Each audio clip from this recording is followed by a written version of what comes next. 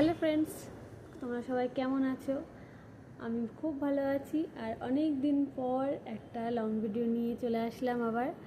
তো লাস্ট আমি long video post করেছিলাম 31শে মে আমার ওই ডেলিভারি বিষয়ে, যেটা আমাকে হসপিটাল থেকে বলেছিল যে আজ হবে না, অন্য দিন হবে, এখনও 1 সপ্তাহ 2 সপ্তাহ ওয়েট করতে। তো তারপরেও কিভাবে সেই দিনই আমার ডেলিভারি হলো সেই বিষয়ে আজকে ভিডিওটা বানাচ্ছি। তো চলো শুরু করা যাক। তো তোমরা যেমনটা জানো যে আমাকে সকালবেলায় ছেড়ে দিয়েছিল, বলেছিল যে এখন হবে না। তো তারপর থেকে বাড়িতে আসার পর থেকেও আমার শরীরটা একটু খারাপ করছিল, পেটে ব্যথা হচ্ছিল।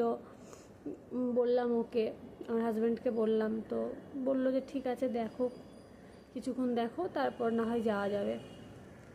তারপরেও সন্ধ্যে থেকে ব্যথাটা বাড়লো। তার আগে সকালবেলা 4টের দিকে আমার বমি হয়ে গেল আমি ঘরের মধ্যে বমি করে ফেললাম। তারপর 4টা থেকে ব্যথা শুরু হলো। 4 ঘন্টা মোটামুটি বাড়িতে ছিলাম। 8টার দিকে বেরালাম আমরা হসপিটালের উদ্দেশ্যে। তো সেখানে গেলাম, সেখানে আমাকে চেক আপ করে সঙ্গে সঙ্গে ভর্তি নিয়ে নিল নর্মাল ডেলিভারির জন্য। তারপর সেখান থেকে আমি লেবার রুমে গেলাম। লেবার রুমে যাওয়ার পর ওখানেও সেরকমই ব্যথা আসতে যাচ্ছে, ওই রকম কন্টিনিউ ব্যথা ছিল না। তো যখনই ব্যথা আসছিল একটু বেশি হচ্ছিল, আস্তে আস্তে ব্যথা যেন বাড়ছিল। তো আমাকে ওখানে বেশ কিছুক্ষণ, মোটামুটি 8টা 9টা 10টা 11টা, হ্যাঁ 11টা পর্যন্ত তো মনে হয় ছিলাম আমি ওখানে লেবার রুমে। আমার হাজব্যান্ড বাইরে লেবার রুমের বাইরে দাঁড়িয়ে ছিল। এবার আমারকে কোনো কারণে ওদের কেন জানি না মনে হয়েছে আমাকে একটা মনিটরের সাহায্যে মনিটর করছিল। ততক্ষণ আমি এমনিই ছিলাম, ঠিক আছে। এবার আমার বেবিকেও মনিটর করা হচ্ছিল। এবার কিছু কারণে আমার হয়তো মানে শ্বাস নিতে প্রবলেম হচ্ছিল। এবার আমি তো নর্মালি আছি, আমি তো বুঝতে পারছি না আমার কি হচ্ছে না হচ্ছে। আমাকে তারপর অক্সিজেন দিল। আর বারবার করে এসে ওরা দেখছে যে আমাকে বারবার করে বলছে তুমি ঠিক করে শো, তোমার বেবির হার্ট রেট কম আসছে, এরকম বলছে, ঠিক আছে। তো আমার টেনশন হচ্ছে এরকম বলছে বলে। তারপর ওরা বারবার করে এসে ওরকম দেখছে আর ওরকম নিজেদের মধ্যে বলাবলি করছে, আমাকে কিছু বলছে না। আমি তো বুঝতে পারছি না নিজেদের মধ্যে কী বলাবলি করছে। এবার আরেকজন সিনিয়র যে এসেছে, উনি এসে সঙ্গে সঙ্গে বললো এই তোমার বাচ্চার হার্ট রেট, আবার আমাকে বলছে তোমার বাচ্চার হার্ট রেট পাওয়া যাচ্ছে না। আমাকে সঙ্গে সঙ্গে অক্সিজেন দিল, তাতেও কিছু হচ্ছে না। সঙ্গে সঙ্গে আমাকে ওটির জন্য রেডি করছে। এবার ওটির জন্য রেডি করছে। এবার ওরা ওই রকমভাবে নিজেদের মধ্যে বলাবলি করছে। তো মানে সমস্ত পেশেন্ট ছেড়ে আগে আমার কাছে এসেছে সবাই মিলে, বলছে এই সবাইকে ছাড়, আগে ওকে ধর, ওকে নিয়ে চল, ওটিতে রেডি কর। এইসব দেখে তো আমার ভয় হয়ে গেছে, ঠিক আছে। আমি বারবার করে কান্নাকাটি করছি, আমাকে ওরা বলছে কিছু হয়নি। এবার এক একজনের মুখে চাওয়াচাই করছে। আমার তো হয়ে গেছে সেখানে দেখেই, মানে কি বলবো, আমাকে সেই মনে হয় 10 মিনিটের মধ্যে, 10 মিনিট না 2 মিনিটের মধ্যে মনে হয় আমাকে রেডি করেছে। তারপর তো আমার হাজব্যান্ড বাইরে দাঁড়িয়েছিল, ওকে ফোন করেছিল, ওকে কী বলেছে সেগুলো আমি এখনও নিজেও জানি না। ও তোমাদের সাথে সেগুলো শেয়ার করছে। এই যে একটু এসো, বলো কী হয়েছিল সেদিন, তোমাকে কী বলেছিল হসপিটাল থেকে ফোন করার পর। আমাকে দেখা যাচ্ছে, আমাকে যখন নিয়ে যাচ্ছিল তার আগে তো তোমাকে ডেকেছিল ফোন করে, তখন কি বলছিল? আমাকে ডেকে যেটা বললো যে তাড়াতাড়ি, প্রথমে তো ফোন করে বললো তাড়াতাড়ি লেবার রুমের বাইরে চলে আসো। ও তুমি বাইরে ছিলে, লেবার রুমের সামনে ছিলে না? না, লেবার রুমের সামনে ডাকার পর যেতে বলেছিল, তার আগে অ্যালাউ করছিল না। কোনো রকম এমার্জেন্সি কেসেস বা ধরো ডেলিভারি হয়ে গেল, তারপরেই লেবার রুমের বাইরে বাড়ির লোকজনদেরকে ডাকে, তার আগে ডাকে না। তো হঠাৎ করে আমার নাম্বারে ফোন এলো যে আপনি জয়িতা সেনের বাড়ির লোক বলছেন? আমি বললাম হ্যাঁ, আমি হাজব্যান্ড বলছি। তো বললো আপনি তাড়াতাড়ি চলে আসুন। তো ফোনের মধ্যে ওদের অ্যাপ্রোচটা এমনই ছিল, আমি বুঝতে পেরেছিলাম যে এটা নর্মালি ডাকছে না, এটা কোনো রকম মেডিকেল এমার্জেন্সির জন্যই হয়তো ডাকছে। তো আমি যখন তাড়াতাড়ি করে যাচ্ছি, আমার তখন থেকেও একটু সন্দেহ, মনের মধ্যে ভয় লাগছিল।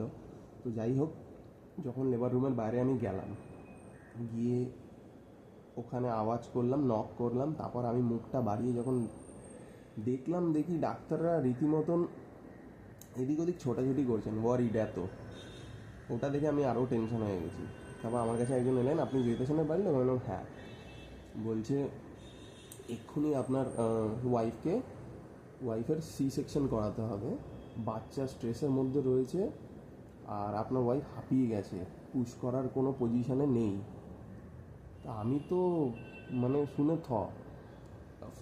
প্রথম কথা হলো this is our first time, আমাদের এটা প্রথম এক্সপিরিয়েন্স, এরকম এর আগে কোনো দিন হয়নি, আমাদের প্রথম বাচ্চা। তো আমি একদম রেডি ছিলাম না যে এইরকম কোনো টাইপের কিছু খবর ডাক্তারের তরফ থেকে আমার কাছে আসবে। তো তবুও আমি নিজের মনকে শক্ত করে বললাম যে আপনারা যেটা ভালো মনে করবেন সেটা করুন।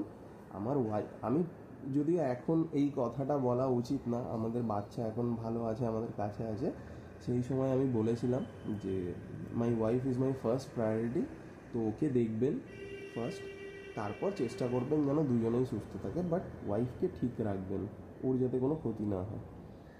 তারপর আমাকে দিয়ে 3-4 জায়গায় সাইন করিয়ে নিল, তোমার বাচ্চা এই হতে পারে, ওই হতে পারে, অপারেশনের পর বেঁচে নাও থাকতে পারে, তো বন্ডে সই করিয়ে নেয়, করে দিলাম। আর তখন আর কোনো কিছু ক্যালকুলেশন বা কাউকে জিজ্ঞাসা করা এইসব করবো কি না তার কোনো টাইম ছিল না, ইনস্ট্যান্ট। কেননা আমরা দেখছি ওকে রেডি করিয়ে নিয়ে যাবে ওটি সেকশনে, সই করিয়ে দিলাম। তারপর ওকে ওটি সেকশনে নিয়ে গেল, আমি ওটি সেকশনের বাইরে আমি বসেছিলাম কন্টিনিউয়াসলি। বলো তারপর তুমি। আমি বলি, তারপর আমাকে তো মানে সঙ্গে সঙ্গে ওইরকম হুইল চেয়ারে করে নিয়ে আসছে, আর আমি তো ওকে দেখে আরও কান্না, আমি তো কাঁদতেই ছিলাম। আর আমাকে মানে আমি যে পুশ করব কি, আমাকে ওই অবজারভেশন রুম থেকে ওই যেখানে পুশিং স্টেজ যেখানে পুশ করায় বা নিয়ে গিয়ে অত দূর আমি যেতে পারিনি, আমাকে ওই অবজারভেশনে অবজার্ভই করছিল, ঠিক আছে? এমন না যে আমি পুশ করতে করতে হাঁপিয়ে গেছি, এরকম কিছু না, ঠিক আছে? ওদের কি, আমি তো ঠিকই ছিলাম, আমি তো বুঝতেই পারছি না আমার কি হয়েছে। তুমি বুঝতে পারছো না, বাচ্চা স্ট্রেসে ছিল, কোনোভাবে হয়তো সে শ্বাস প্রশ্বাস নিতে পারছিল না, বা তার হার্টবিট, তুমি যেমন তোমার কথা অনুযায়ী বাচ্চার হার্টবিট কমে যাচ্ছিল, পাওয়া যাচ্ছিল না। তো আমাকে যেই বার করেছে লেবার রুম থেকে, লেবার রুম 3তলায় ছিল, দোতলায় ছিল, ওটি ছিল 3তলায়, তো আমাকে 3তলায় নিয়ে যাবে লিফটে করে। ওকে যেই দেখেছি আমি তো আরও কাঁদছি হাওয়া করে, পুরো আমার বাচ্চা ঠিক নেই, আমার বাচ্চা ঠিক নেই এরকম করে। আর যারা নিয়েছিল তারা বলছিল কিচ্ছু হবে না, আশেপাশে যারা ছিল ওরাও বলছিল, লিফটে যারা ছিল তারা বিশেষ করে বলছিল যে কিছু হবে না, আমাদেরকেও বলেছিল আমাদের বাচ্চা ঠিক আছে, সুস্থ আছে।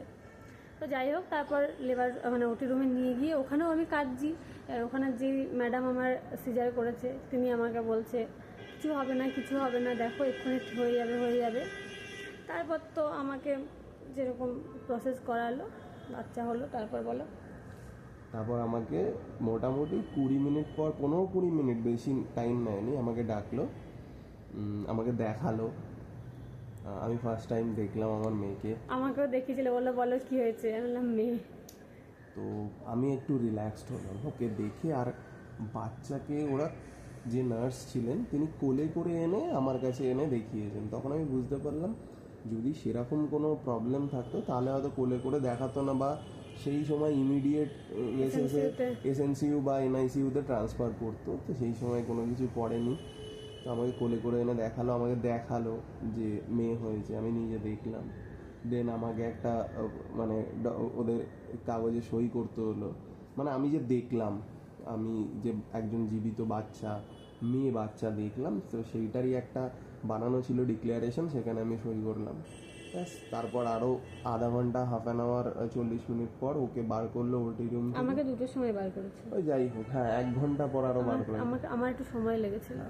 তারপর তারপর তো ও আরেকটা গিয়ে, ওর তো মাথা আটকে গেছিলো, বেরাচ্ছে না, টেনে টেনে বার করেছে মেয়েকে। মানে সব কিছুতে প্রবলেম হয়েছে আমার সিজারের দিন। মানে সকালবেলা যদি আমাকে অ্যাডমিশন নিয়ে নিত তাহলে হয়তো আমাকে ওই মানে কোনো ওষুধ দিয়ে হয়তো ব্যথা তুলিয়ে তখন করিয়ে দিত নাকি। আর ঠিকই আছে, আমি হয়তো পারতাম না, মানে ওইখানে বোঝা যাচ্ছিল যে আমি এখনো পুশ করলাম না, তাতেই আমার এই অবস্থা, তাহলে আমাকে ওইখানে ওই স্টেজে গেলে আমার কী অবস্থা হতো। ভগবান যা করে ভালোই করে। তার মধ্যেও আরও খারাপ হয়েছিল পরে, 4 দিন পরে, সেই ভিডিওটাও আমি তোমাদের সাথে শেয়ার করব। আপাতত মানে ডেলিভারি ডেটে যে জিনিসগুলো আমাদের সঙ্গে গেছে, হয়তো মেবি তুমি ওইটাই কনভে করলে তোমার সাবস্ক্রাইবারদের জন্য, যাই হোক। তো আফটার ডেলিভারি অবজারভেশন রুমে রাখা হয়েছিল। দেন নেক্সট ডে 12 থেকে 14 ঘন্টা পর জেনারেল ওয়ার্ডে শিফট করা হয়েছিল, যেই ওয়ার্ডে মা আর বেবিকে একসঙ্গে দিয়ে দেয়।